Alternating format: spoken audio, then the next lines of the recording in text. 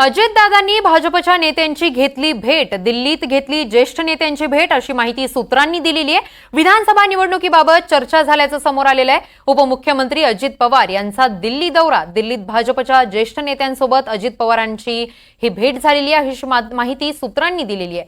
विधानसभा निवडणुकीबाबत चर्चा झाल्याची माहिती मिळते। चर्चा करून रात्रीच मुंबईला अजित पवार रवाना झाल्याचं समजतंय।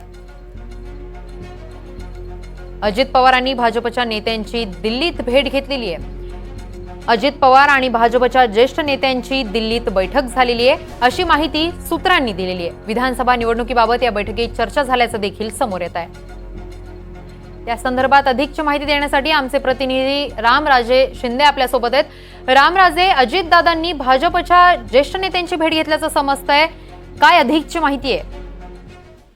बिलकुल, ही रात्री ही भेट झाल्याची माहिती मिळते।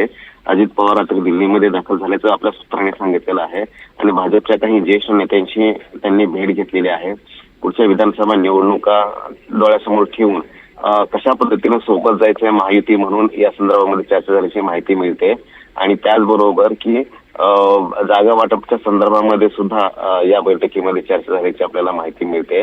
पुन्हा आणखीन एक बैठक होणार आहे की ज्यामध्ये महायुतीचे सर्वच नेते असणार आहेत।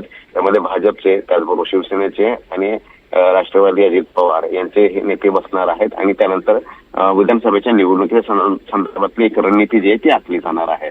त्यापूर्वीची ही बैठक होती असं सांगितलं जातंय। अगदीच राम, धन्यवाद तुम्ही दिलेल्या या माहितीसाठी।